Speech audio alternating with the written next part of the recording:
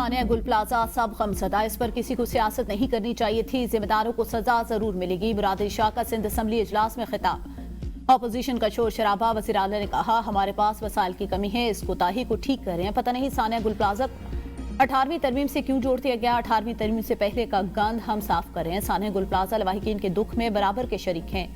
सानिया बयान करने के लिए अल्फाज नहीं। मजमूई तौर पर 82 अफराद लापता थे, 61 अफराद की लाशें और बाकियात मिली। 52 लाशों का DNA प्रोसेस चल रहा है।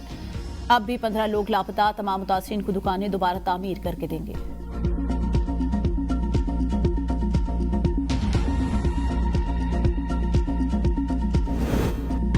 गुल प्लाजा में जांबक अफराद की तादाद 71 हो गई। Police surgeon doctor Sumaiya Tariq का कहना है अब तक मिलने वाली लाशों का पोस्टमार्टम मुकम्मल किया जा चुका। 16 अफराद की शनाख्त कर ली गई। लाशें जल जाने की वजह से DNA का अमल भी पेचीदा। डिप्टी कमिश्नर साउथ का कहना है मलबे के नीचे मजीद 10 लाशें होने का खदशा है। अब भी कोई शख्स मिसिंग है तो लवाहिकीन राब्ता कर सकते हैं। इमारत की हालत बहुत खराब है, किसी भी वक्त गिर सकती है। आग की वजह सिर्फ शॉर्ट सर्किट कहकर नहीं छोड़ सकते। मुमकिन एहतजाज के पेश नजर गुल प्लाजा के अतराफ सख्त सिक्योरिटी, गुल प्लाजा के अतराफ की सड़कें रुकावटें लगाकर बंद कर दी गई।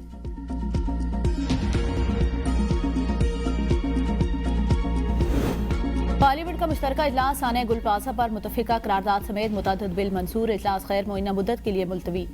स्पीकर अयाज सादिक के जेर सदारत इजलास में कुरम पूरा ना हो सका। 29 बिल की मंजूरी मौखर। इजलास में PTI का रकीन असम्बली और सेनेटर का स्पीकर डाइस के सामने एहतजाज और नारेबाजी। स्पीकर कानून साजी में मुकम्मल ताउन पर तैयार थी। दान स्कूल अथॉरिटी और घरेलू तशद्दुद की रोकथाम और तहफ़्फ़ुज़ बिल मंसूर। सानिया गुल प्लाजा पर डॉक्टर फारूक सत्तार की पेश करदा करारदाद पार्लियामेंट ने मंजूर कर ली। करारदाद में कहा गया पार्लियामेंट मुतासरा खानदान के साथ खड़ी है। लगता है आग लगने के वाकये में 18वीं तरमीम को आग लगाना चाहिए थी। पीपल्स पार्टी के रहनुमा शाजिया मरी की मीडिया से गुफ्तगू। कहा सानिया गुल प्लाजा पर हर आंख कश्कबार। हुकूमत सिंध अपनी जिम्मेदारी ऐसा तरीके से निभा रही है, लेकिन इस मौका पर जो सियासत की जा रही है वो अफसोसनाक है। गुज़िश्ता रोज विफाकी वजीर ने नामुनासिब और गैर आईनी बात की। विफाकी वजीर ने सिंध के एक शहरी को विफाक के हवाले करने का मुतालबा किया।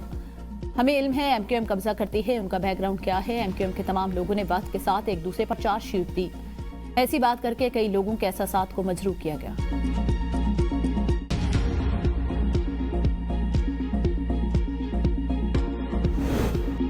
मलका कुसार मरी में शदीद बर्फबारी। 5000 से ज्यादा गाड़ियां फंस गई। मरी एक्सप्रेसवे समेत पंजाब और खैबर पख्तूनख्वा से मरी जाने वाले रास्ते बंद कर दिए गए। चिट्टा मोड़ से सनी बैंक तक बदतरीन ट्रैफिक जैम। अब तक एक फीट बर्फबारी रिकॉर्ड की गई। ट्रैफिक को वापस मोड़ दिया गया। सयाहों को मरी से निकालने के लिए रेस्क्यू ऑपरेशन तेज। बर्फ को हटाने के लिए हैवी मशीनरी का इस्तेमाल किया जा रहा है। पुलिस ने सयाहों से मरी की तरफ सफर न करने की अपील की। DPO मरी का कहना है सयाह परेशान ना हो। पुलिस और इंतजामिया सड़कों पर मौजूद है। नथिया गली, अजूबिया, डोंगा गली समेत गलियात के दीगर इलाकों में भी बर्फबारी।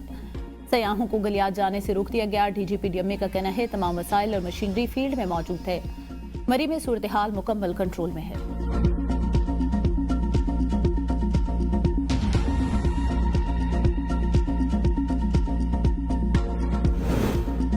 मुल्क के बालाई इलाकों में शदीद बर्फबारी। निज़ाम जिंदगी मफलूज। कई मकामात पर राब्ता सड़कें बंद होने से सयाह फंस गए। जिला खैबर की वादी तीरा के मुख्तलिफ इलाकों में बारिश और बर्फबारी के बायस गाड़ियां रोड पर फंस गई। नकल मकानी करने वाले खानदान की गाड़ी गहरी खाई में गिरने से 2 अफराद जाँ बाक। वालदैन समेत 3 अफराद जख्मी हो गए। पाक फौज की बर्फबारी के दौरान कालाम, महमद और तीरा में फंसे शहरियों और सयाहों के लिए इमदादी सरगर्मियां जारी। बर्फ में फंसी हुई गाड़ी शहरियों और सयाहों को बाहिफाजत महफूज मकाम पर मुंतकिल करेगी।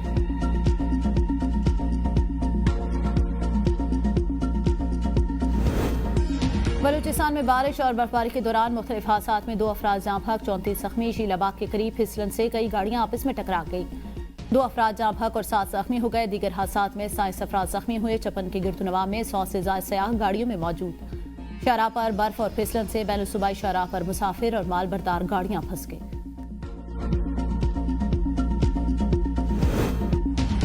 लाहौर, रावलपिंडी, इस्लामाबाद के मुख्तलिफ इलाकों में जालाबारी। रावलपिंडी में 38 मिलीमीटर तक बारिश रिकॉर्ड। लाहौर में वक्फे से बारिश। मुल्तान समेत पंजाब के दीगर इलाकों में बादल जमकर बरसे। सर्दी की शिद्दत में इजाफा। धुंध के बादल छट गए। कराची में बारिश के बाद दर्जा हरारत सिंगल डिजिट में आ गया।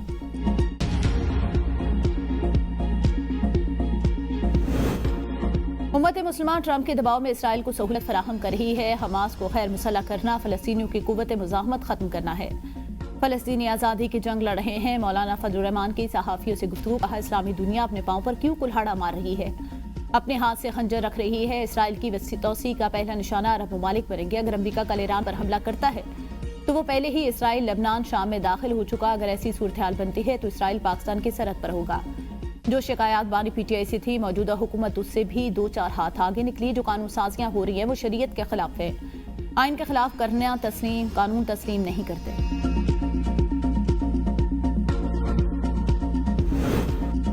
ठंडे कमरों में बैठकर बात करना बड़ा आसान है। गजा के बच्चों का सोचें, ऐसा कोई कदम नहीं उठाएंगे जो दीन और शरीयत के खिलाफ हो।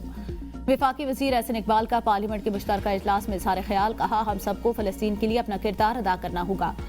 गजा बोर्ड ऑफ पीस में पाकिस्तान की शमूलियत को दुनिया ने सराहा। हम 1967 से कबल की फलस्तीनी रियासत के क़याम के मौक़िफ़ पर कायम हैं। हमने 1998 में पाकिस्तान की आज़ादी और खुद मुख्तारी की मिसाल कायम की। पाकिस्तान के दिफा और सलामती के लिए किसी से डिक्टेशन नहीं लेंगे। माजी में PTI हुकूमत ने पाकिस्तान को तबाही के दहाने पर ला खड़ा किया। एहसन इकबाल की तकरीर के दौरान अपोजिशन का शोर शराबा।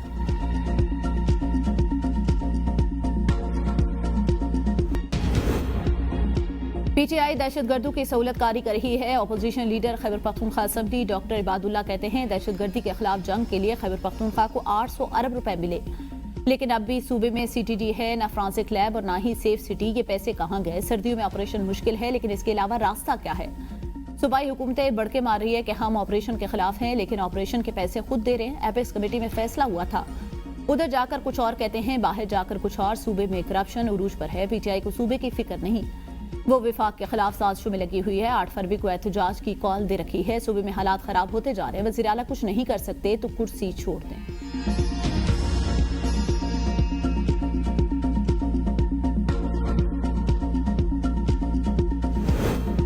कराची में एक और अफसोसनाक वाकया। मनोड़ा के करीब कश्ती उलट गई, 10 अफराद डूब गए। 6 अफराद को एटी टीम ने जिंदा निकाल लिया गया। 4 अफराद की तलाश जारी। वज़ीर आला सिंध का इज़हार अफसोस। डिप्टी कमिश्नर की बाड़ी को जागरूकों पर पहुंचने की हिदायत। कहा, रेस्क्यू ऑपरेशन तेज किया जाए और इंसानी जानें बचाई जाए।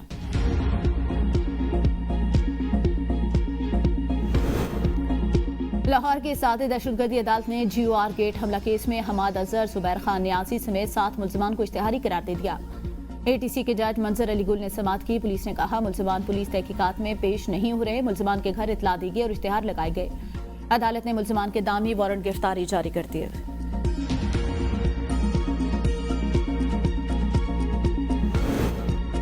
पेशावर हाईकोर्ट ने तौहीन अदालत केस में डिप्टी सेक्रेटरी CNW को हवालात की सैर करा दी। जमानत के लिए 2 जामीन और 10 लाख रुपए के मुचलके पेश करने का हुक्म। दरख्वास्त पर chief justice SM Atiq Shah ने समाअत की। दौरान समाअत डिप्टी सेक्रेटरी फजल रहीम पेश हो गए। वकील दरख्वास्त गुजार ने दलाल में कहा कि अदालत ने दिसंबर 2023 में CNW डिपार्टमेंट को सालिस मुकर्रर करने का हुक्म दिया था। डिप्टी सेक्रेटरी CNW फजल रहीम ने सालिस मुकर्रर करने और अदालती अहकामात की तामील के लिए मोहलत मांगी थी। अदालत ने बार बार तलब किया, लेकिन पेश नहीं हुए।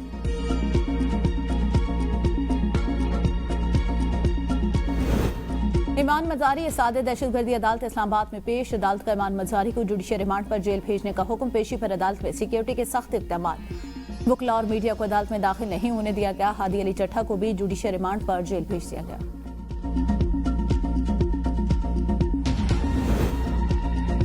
चीफ जस्टिस लाहौर हाईकोर्ट का एक और तारीखी कारनामा। जजेस की कारकर्दगी अवाम के सामने लाने का फैसला। पंजाब के मातहत अदलिया के जजेस की रोजाना की कारकर्दगी अवाम के सामने होगी। सॉफ्टवेयर तैयार किया गया। जजेस रोजाना कितने फैसले करते हैं सब वेबसाइट पर मौजूद होगा। पंजाब में रोजाना कितने केसेस दायर और कितने निपटाए गए सब 1 क्लिक पर दस्तियाब। चीफ जस्टिस आलिया नीलम का कहना है, पंजाब के अवाम का हक है कि उन्हें पता चले कि जजेस क्या कर रहे हैं।